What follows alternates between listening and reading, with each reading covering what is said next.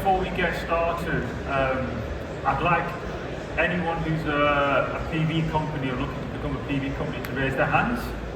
See how many we've got in the audience. We've got quite a few of you in the audience, that's great. We're going to have 5 minutes for a Q&A at the end. So please, if you've got any questions, ask me, or even afterwards, just come and approach me. I know the title is How to Run a PV Company Successfully. Now, personally speaking, I've never run a PV company, just getting it out there, but the idea is that I want to give you some advice and share some tips that I've got over the years from actually installation businesses over the last 10-15 years. We also launched a podcast series called Business Podcast. So you've got some leaflets out there from my team, and if you scan the QR code, you'll be able to download some podcasts about it. So the first element I want to talk about is sales and marketing.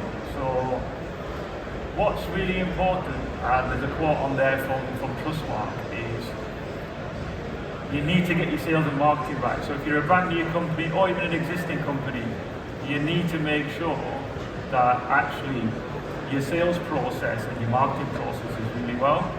Now, one of the things that I do is I do a lot of mystery shopping amongst installers doing PV and even heat pumps. And what I found was companies who invest the time in the knowledge of staff who are going to be speaking to consumers about products always have a better success. Because there's nothing worse as a consumer when you are asking questions to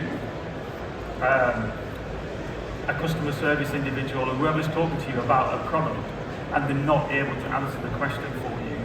So it's all about that confidence. If consumers have confidence in you, then you're actually more likely to buy.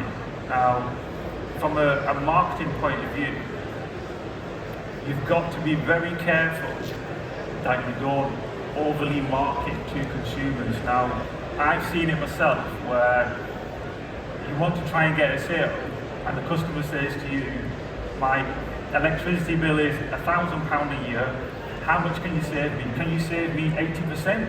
And you're always tempted to say, yes I can. Well, don't do it. Just don't do it. Because what will happen is you set that expectation of that consumer as 80%. If they save 60%, it's not 80%. So you've got to be very careful in terms of your marketing as well, how you market to consumers and what you say to them, because as soon as you set that expectation, that's it. And HIES, we're a consumer code in the sector. We have circa 1,000 installers across the UK, and we're always giving installers advice on selling practices and marketing practices, trying to give some hints and tips. And one of the things that we always say to them is, don't overpromise and underdeliver. Because as soon as you do that, that's it. You've lost that customer. And don't think of a customer as, I'm only going to sell to this customer once. Think of it as, I'm going to sell to this customer multiple times in the future, in their lifetime. Because if you were selling solar PV 10 years ago, you would have had a customer base now where you can sell them a battery storage system.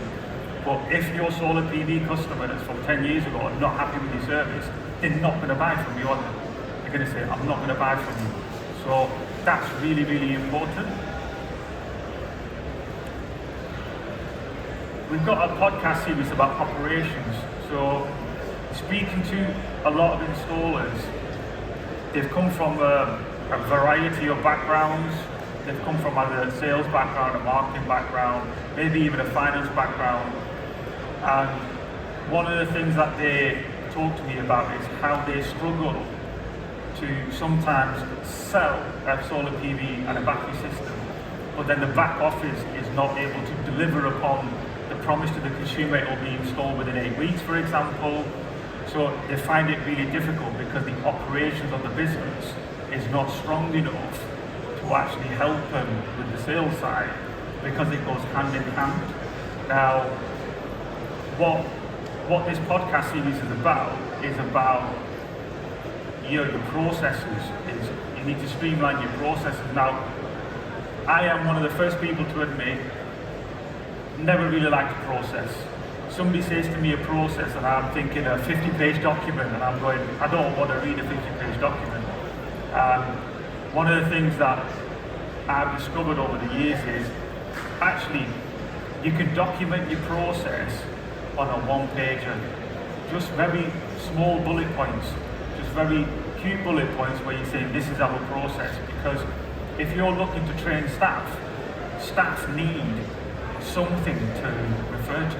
You always need something to refer to. So you need to look at it and go, right, well, if we streamline our process, if we document things on a first phase basis, then actually that's going to be really important for the growth of the business, which is really important.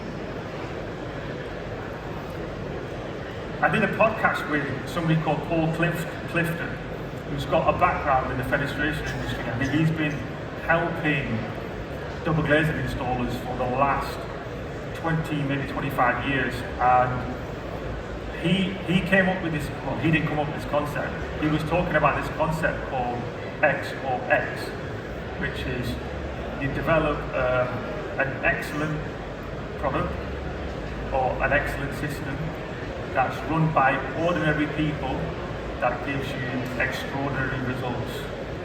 And I was just sat there thinking, wow, that's actually a really good way of looking at it, because if you've got a really complex product or a system in place, how are your staff going to operate that? So you have to try and simplify it as much as possible in order for them to actually benefit from that.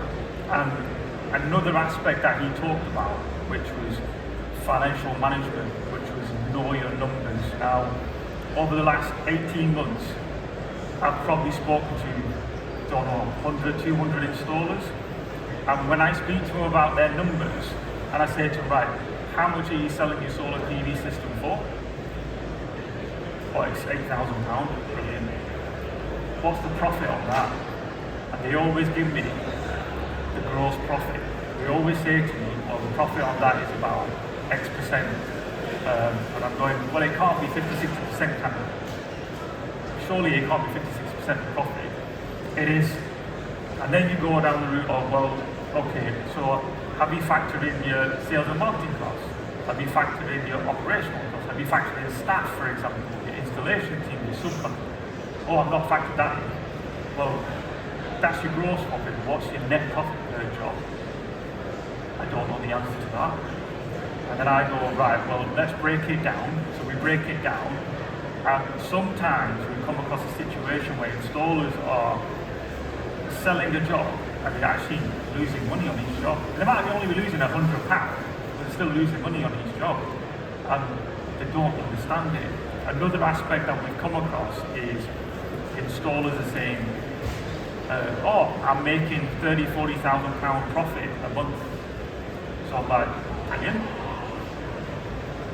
Show me on your bank statement. Why does your bank statement say you've only got £1,000 in? If you're making £30,000, £40,000, £50,000 a month net profit, why is your bank statement just £1,000? They can't answer it. They find it really difficult. That's because as a boss, as an MD of a business, you've got to know your numbers. You've got to spend a lot of time understanding your numbers. Don't just say, the accountant deals with it. Your accountant deals with reconciling things. Your accountant doesn't really deal with the fact that how I'm going to make you more profitable as a business. So you need to know your numbers as an MD. Vitally important that. If you can't tell me where that 30, 40, 50,000 pound profit a month is going, there's something wrong. I mean, don't get me wrong, sometimes installers have said to me, I know where the money is going, I'm paying off a loan, or I'm investing in the infrastructure of the business, brilliant. But you need to know where your money's going. Grants and incentives, there's a little podcast about grants and incentives. There's quite a few grants and incentives across right now.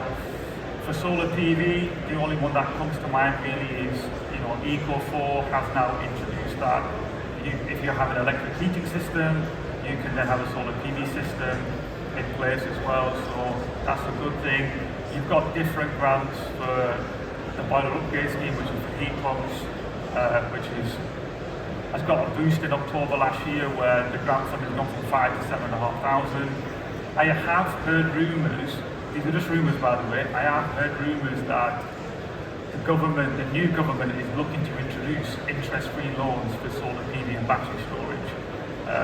Again, it's only a rumour, but I have heard rumours about it, so that's something to keep an eye on. I think my best advice to everyone looking at grants and incentives is register with HIES newsletter, register with Energy Saving Trust newsletter. That will give you the information, or industry newsletters, that will give you the information that you need about upcoming new grants and incentives. And if you're part of a consumer code, and I know with HIES, if you're part of HIES, you will receive monthly newsletters about updates in the industry, what's going on. So it's really important that you actually keep a track of that. Something that's coming up right now is the building safety regulations, so BSR. Now obviously we've probably all heard about Grenfell and the tragic circumstances of what happened with Grenfell. There was a big inquiry, and then part of that is things have changed now, where the health and safety executive is in charge of building safety regulations. Now, I'm not an expert at building safety regulations, but I would urge you to speak to your certification bodies, like NAPIT, NIC, etc., about how does the BSR affect you as an installation business, because when you start installing in people's homes, you will have a legal responsibility to make sure it's safe and secure. And it doesn't matter if you're the business doing it. You as a director could be prosecuted, you could be sanctioned, you could be fined, you could be even sent to jail. So it's really important that anyone who's running an installation business, a solar PV business, understands that and goes and speaks to their certification bodies about it, because without that, you could actually land yourself in deep trouble. And that's it. Any questions or comments? Anyone want to share some advice that I've not discussed? No? You're letting me off really easy here. Well, like I said, if you want to come and speak to me afterwards, come and give me